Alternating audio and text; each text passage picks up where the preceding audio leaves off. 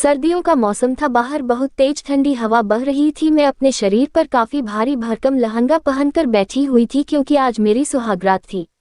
मुझे बेहद ही सुंदर लग रही थी, लेकिन इतनी ठंड के मौसम में भी मैं माथे से पसीने छूट रहे थे। मेरे दिलों की धड़कन बढ़ने लगी थी। चूंकि मैं सुहागरात को लेकर अपनी चाची के मुंह से बहुत कुछ सुना था, मैंने आज से पहले अपने करीब किसी भी लड़की को नहीं दिया था, लेकिन आज मेरे करीब मेरे पति आएंगे, रात भर मुझसे प्यार लूटेंगे। आज की रात बड़ी ही लंबी रात थी, लेकिन मैं गांव की बहुत ही सुलझे लड़की थी जो जैसा कहता मैं वैसा कर लेती थी। मैं बस अपने पति का बेसब्री से विचार कर रही थी। फिर तभी उसे किसी चुनने की आहट सुनाई देने लगी। मैं तुरंत ही अपने चेहरे पर एक लंबा सबूत उठकर बैठ चुकी थी। तभी कमरे का दरवाजा खुला और सामने जो शख्स था वो मेरा पति नहीं बल्कि मेरा देवर था। उसे कमरे को अंदर से कुंडी लगा ली और मेरे बगल में आकर बैठ चुका था। मेरे और मेरे देवर की उम्र में 5 महीने का ही फर्क था। इसी वजह से वो मुझे भावुक बिल्कुल भी नहीं रहता था। वो कहने लगा कि काजल, मुझे पता है कि तुम भाई का इंतजार कर रही हो, लेकिन हमारे घर के एक रस्म है। अगर आज माँ इस भीड़ में होती तो शायद वो तुम्हें इस रस्म के बारे में बताती। दीपक जब ये बातें बोल रहा था तब मैं गहरी आंखों उसे देखने लगी थी। वो कहने लगा कि काजल, हमारे यहाँ पर रिवाज है कि जब इस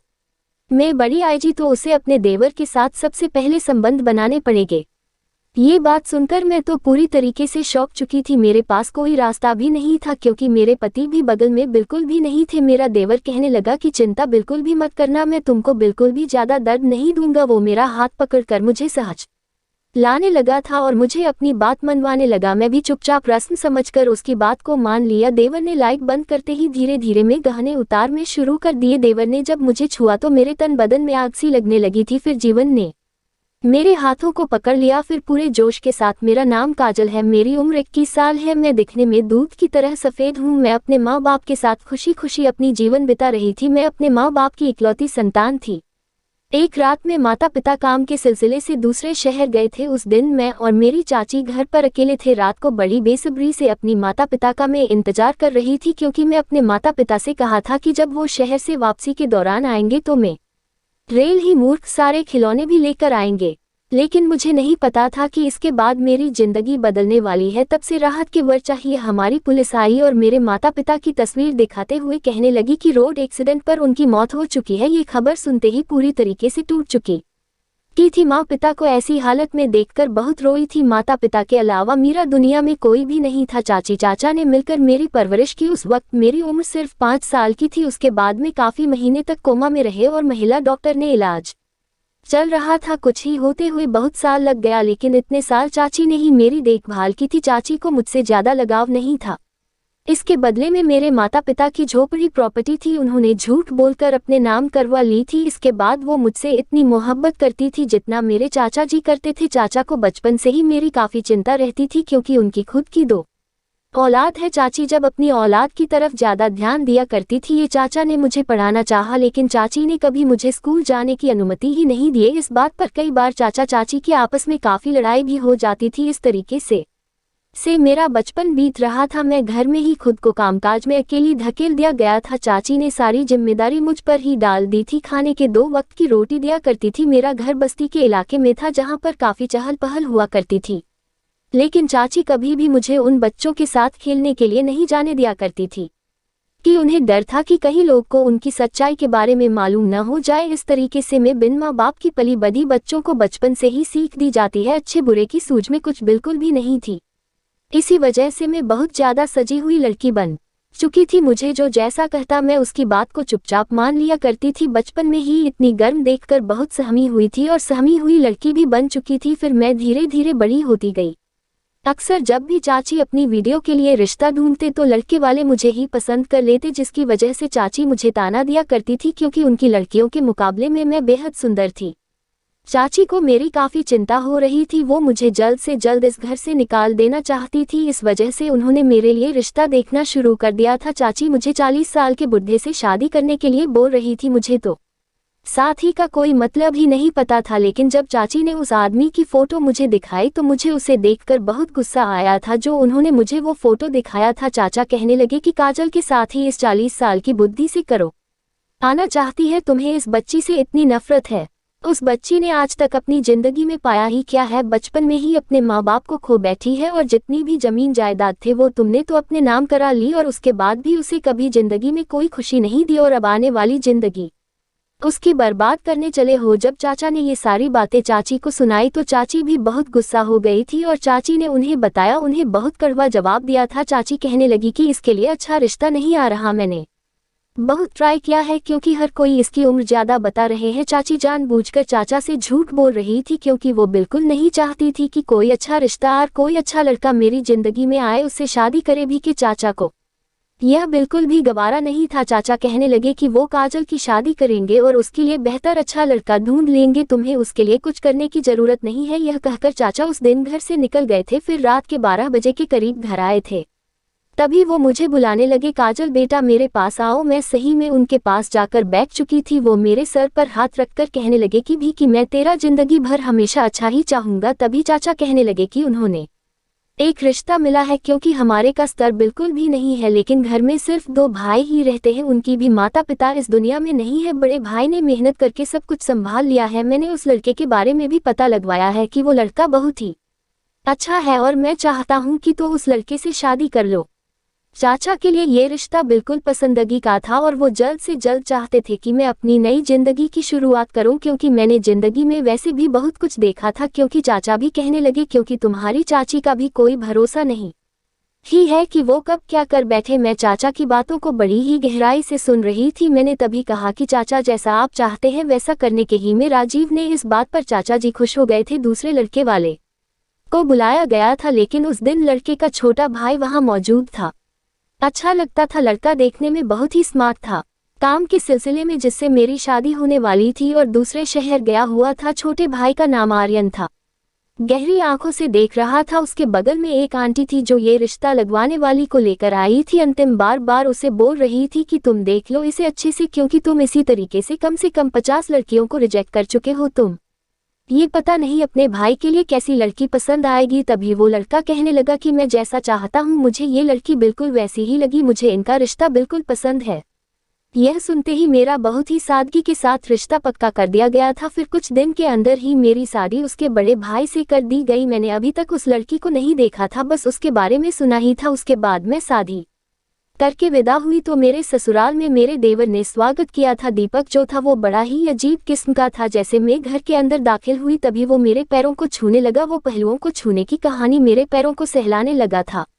कुछ उसका यह करतूत बहुत ही अजीब लगा था। आज से पहले किसी भी लड़की ने मुझे छुआ भी नहीं था, वो भी इस तरीके से। एक अलग किस्म का एहसास होने लगा। मैं अपनी जिंदगी में पहली बार अपनी माँ के घर से अपनी ससुराल आई थी। मुझे दुनिया की कोई खबर नहीं थी कि दुनिया में ऐसे भी लोग होते हैं जो गलत निगाहों से देखते हैं और ज्यादातर हमें उनसे अपने आप को बचाकर रखना चाहिए। मेरी माँ तू ही नहीं जो मूल्य जो मुझे इस सब के बारे में समझाती, इसी वजह से मैं थोड़ी उलझी लड़की बन चुकी थी। फिर जैसे ही घर के अंदर दाखिल हुई तो मेरा फूलों से स्वागत किया गया था। घर में कुछ खास ज्यादा लोग बिल्कुल भी शामिल नहीं थे, बस 2-3 औरतें थी जो कि मैंने सुना था कि वही आस पड़ोस में रहती थी। उसके बाद उन्हें और ने मुझे मेरे पति के कमरे में छोड़ दिया। मैं पति के कमरे में जाते ही अंदर से उस होने लगी थी, क्योंकि मैंने सुना था कि शादी के बाद इंसान की जिंदगी बदल जाती है और मेरी तो जिंदगी ही बदल चुकी थी और मुझे मेरा पति मिल चुका था, जिसके बाद में जिंदगी भर खुश रहूंगी। क्योंकि जिंदगी में तो कभी मुझे किसी चीज की कुर्सी मिली नहीं थी। मैं बिस्तर पर बैठी सहमी हुई से भी अगल बगल में गहरी आंखों से देख रही थी। कमरा तो बेहद ही सुंदर था, हर तरफ फूलों से सजाया गया था। बिस्तर पर घूम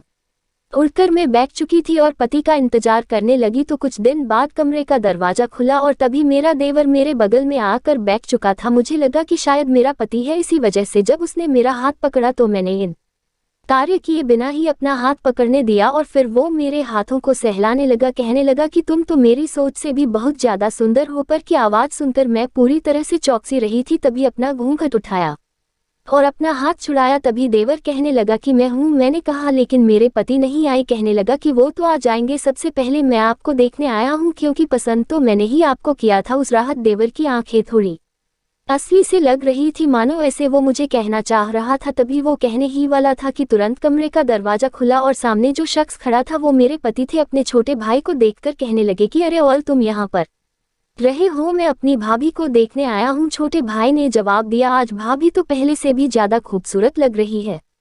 यह सुनते ही नियत जोर से हंसने लगे थे। मैंने पहली बार आज उन्हें देखा था। मेरी उम्र से बड़े थे और वो दिखने में काफी स्मार्ट थे। फिर दोनों में कुछ खुशहाल बातें हुई। आर्यन अपने कमरे में चला गया और मेरे पति ने कमरे को अंदर से बंद कर दिया। मैं शर्म के मारे अपनी गर्दन नीचे झुका ली। तभी मेरे पति मेरे घर आए और कहने लगे कि ये मेरा छोटा भाई है, बहुत ही मजाकिया है, लेकिन मैं इसे बेहद प्यार करता हूँ। माता पिता के गुजरने के बाद हम दोनों ही एक दूसरे का सहारा रहे हैं। मैं तुमसे एक बात कहना चाहता हूँ कि तुम हमेशा मेरे भाई का ख्याल रखना, उसे कभी किसी चीज की कमी मत होने देना। मेरा भाई ही इस घर में हमेशा से ही सबसे छोटा और लड़ना है। इसे बहुत प्यार करता हूँ और मेरे घर में फैसला लेता है। मैं उसकी मान रखता हूँ क्योंकि मैं अक्सर बाहर जाकर काम करता रहता हूँ और वही इस घर को संभालता है, तो इस घर में ज्यादातर उसके फैसले होते हैं। शादी की रात अपने पति के मुंह से अपने भाई की तारीफ सुनकर मैं थोड़ा चुपचाप से हो गई थी। मुझे लगा कि शायद मेरे पति मेरी तारीफ करेंगे, लेकिन वो तो अपने भाई के बारे में ही मुझे बताने लगे। ने भी चुपचाप उसकी बात सुन रही थी। तभी पति ने हाथ उठाया और लाइट बंद करते हुए उन्होंने मुझसे अपना प्यार उठाना शुरू कर दिया। उन्होंने रात भर मुझे प्यार किया और पूरी रात मेरी बाहों में बिताई। जिस तरीके से उसने आज यह मुकाम हासिल किया है, उसने यह भी बताया कि लाइफ और मेरी लाइफ कहीं न कहीं एक जैसी ही थी। उन्होंने भी अपने जीवन में बहुत संघर्ष किया था। टीम ने बताया कि मेरे माता पिता भी बचपन में मुझे छोड़कर चले गए थे और इसी तरह भी जिंदगी में भी यही हाल हुआ था। मेरे पति ने उस रात मुझे सब कुछ बताया। रात भर हमारी काफी बातचीत हुई और सुबह मेरी देर से आंख खुली थी। आज मेरी ससुराल में पहला दिन था, इस वजह से मैं उठी और किचन में नाश्ता बनाने के लिए चली गई। जैसे ही मैं किचन में नाश्ता बना रही, तभी पीछे से अचानक देवर आकर मेरी उंगली पर हाथ फेरने लगा। उसके इस तरह के व्यवहार से मैं गहरी आंखों से देखने लगी। कहने लगा कि काजल, आखिर तुम्हारी खूबसूरती का राज है। मैंने कहा कि खुश नहीं थे और जी। तभी वह कहने लगा कि मुझे देवर जी मत कहो, हम दोनों की उम्र में कुछ महीनों का ही फासला है, तुम मुझे आगे कहा करो। यह सुनकर मुझे थोड़ा अजीब लगा था। तभी मेरे पति आए और वो भी कहने लगे कि अरे मेरा छोटा भाई तुम्हें जो बोल रहा है तो वैसा ही करो, ये थोड़ा अलग किस्म का है, अगर इसकी बात नहीं मानोगे तो यह गुस्सा भी हो सकता है। ये बात कहकर दो भाई दूसरे की तरफ देखकर हंसने लगे थे, लेकिन मुझे क्या पता था कि मेरा पति मुझे जो कह रहा है मुझे तो वैसा ही करना पड़ेगा। अब से मैं हमेशा देवर जी को उनके नाम आगे कहकर ही बुलाते और इस बात से वो बेहद खुश हो जाया करता था। अक्सर कहा करता कि तुम्हारे मुंह से अपना नाम सुनकर मेरे दिल को काफी ठंडक महसूस होती है। मैं जब घर का काम करते तो वो पूरे मेरे बगल में आकर खड़ा हो जाता। मुझे काम करते वक्त काफी हिचकियां महसूस होती थी क्योंकि कभी कभी मैं काम करते वक्त दुपट्टा नहीं लेती थी। वो मुझे गहराइयों से देखने लगता था। मैं जब कमरे में नहाने जाती है तो मेरे पीछे पीछे आ जाता और मेरे रूम पर बैठकर टीवी देखना शुरू कर देता। जब मैं नहाकर बाहर निकलती तो वो मुझे गहरी आंखों से देखने लगता और तुरंत मेरे बगल में आकर खड़ा हो जाता। कहने लगता कि ये गीले बाल आपके चेहरे की सुंदरता को और बढ़ा देते हैं, काश मैं आपको यह कहकर। इतना ही कहकर वो चुप हो जाता। मेरे पति तो अक्सर काम के सिलसिले से दूसरे शहर आया जाया करते थे। उस ज्यादातर मुझे घर पर वक्त नहीं दे पाते थे। जब भी वो काम करके घर वापस आते थे तो थककर चूर हो जाया करते थे। मैं अक्सर जब भी उनके छोटे भाई के बारे में उनसे बात करते तो तुरंत कहने लग जाते कि मेरे छोटे भाई को खुश रखना और जैसा कहता है वैसा ही करना, उसे निराश बिल्कुल भी मत करना, क्योंकि मैं अपने भाई को बहुत प्यार करता हूँ। इसकी वजह से मैं उनसे आगे के एक शब्द भी नहीं बोल पाती थी। अब मैं अपने पति के कहने के मुताबिक घर को संभालती और साथ ही साहब अपने देवर को। देवर जी कॉलेज में एग्जाम कंप्लीट हो गया था, इसी वजह से वो अक्सर पर ही रहता और काम कहा आज में भी मेरी मदद किया करता था। इस बात से मैं बेहद खुश होती है कि चलो पति के अलावा किसी और को तो मेरी चिंता है। धीरे धीरे मेरा देवर कुछ अच्छा लगने लगा था।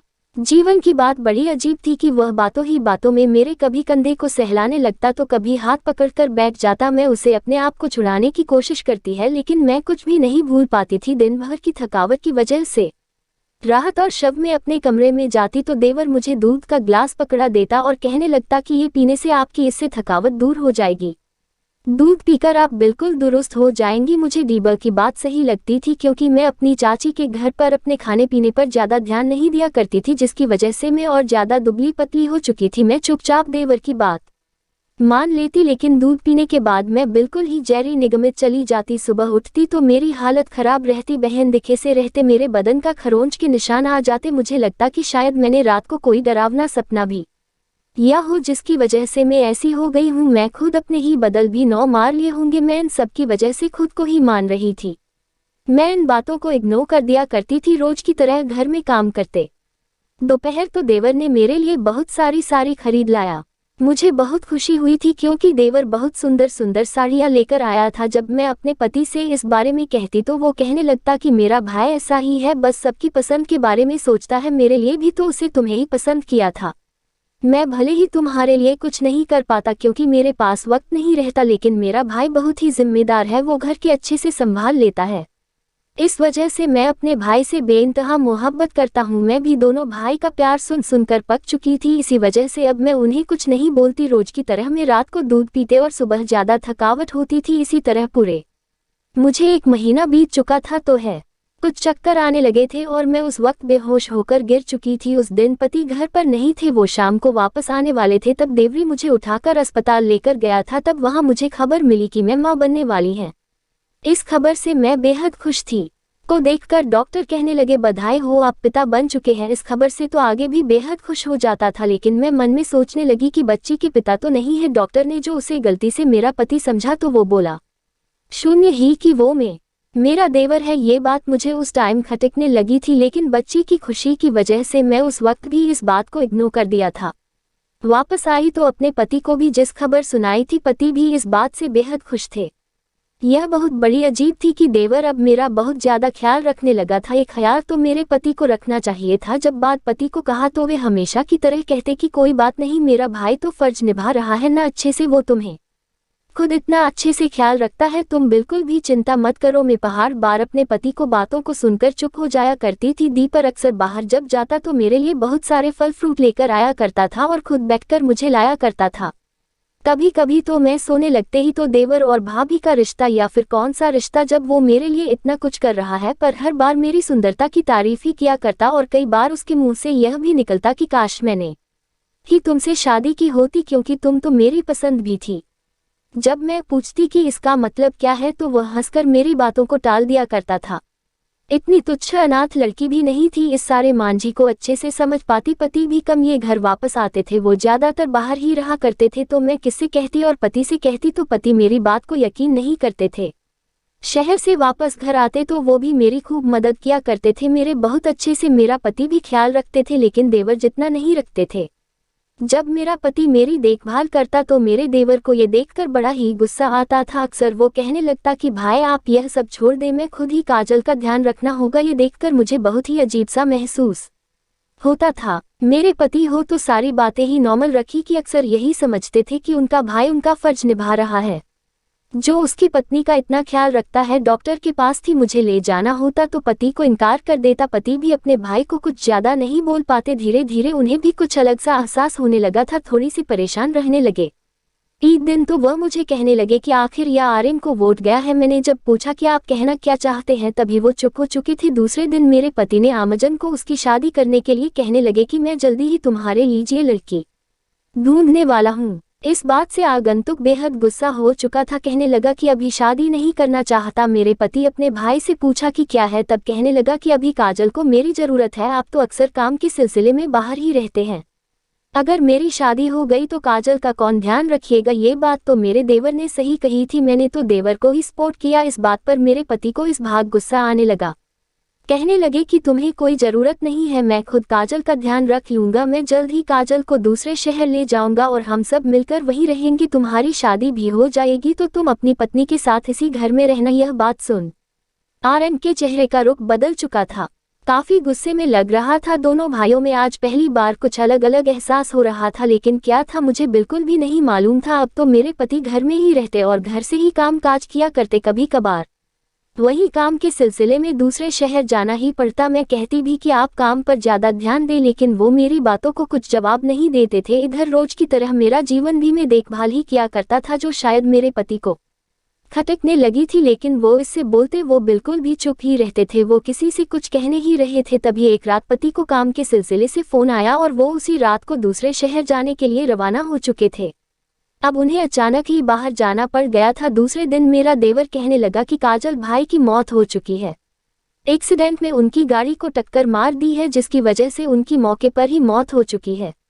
इस खबर से मैं पूरी तरीके से टूट चुकी थी और तभी मुझे हार्ट अटैक पहुंचा। मैं हालत खराब हो चुकी थी, मैं पूरे 5 महीने तक सदमे में चली गई थी और इन 5 महीनों में मेरा बच्चा भी इस दुनिया से आने से पहले ही जा चुका था। जब हुए 5 महीने बाद मुझे होश आया तो मैं अपने पति को खोजने लगी। तभी आर्यन मुझे कहने लगा कि भाई इस दुनिया से जा चुके हैं। भाई के जाने के बाद ही आप सदमे से चुनी गई थी। जब मैं अपने बच्चों के बारे में पूछा तो आर्यन गर्दन झुकाकर बैठ था। मैं उसकी बात का मतलब अच्छे से समझ चुकी थी। बचपन की तरह फिर से मेरी दुनिया उजड़ चुकी थी। मेरा हंसता खेलता परिवार फिर से टूट चुका था। ये खबर मेरे चाचा को पता चली तो वो मुझसे मिलने के लिए घर आए थे। चाचा जी कहने लगे कि पता नहीं भगवान तुम्हारी किस्मत में क्या लिखा है जो तुम हमेशा इतने दुख देखती आई हो। उस दिन मैं भी खूब रोई थी। आखिर बार बार मेरे साथ ही ऐसा क्यों होता है। अब मैं दिन रात एक कमरे में सोने में पर ही रहती है। उस वक्त आयरन ही मुझे संभालता था, वही मेरी देखभाल करता और इनकी आंखों में भी मुझे उसके भाई का गम साफ दिखाई देता था। अब मैं और आर्यन इस घर में अकेले हो चुके थे। इस तरीके से अब मुझे 2 साल लग चुका था। थानों में भी ये मैं फिर से दोबारा जीने की शुरुआत कर चुकी थी जो मेरे लिए बड़ी ही मुश्किल थी कि था। फिर एक दिन मेरे चाचा कहने लगी कि बेटी तो से शादी कर लो। मैंने कहा कि चाचा जी आपकी क्या कह रहे हैं। तभी वो कहने लगे कि आखिर तुम दोनों कैसे एक छत के नीचे रह सकते हो। तुम्हारी साफ होते तो मैं तुम्हें कुछ न बोलता। चर्चा की ये बात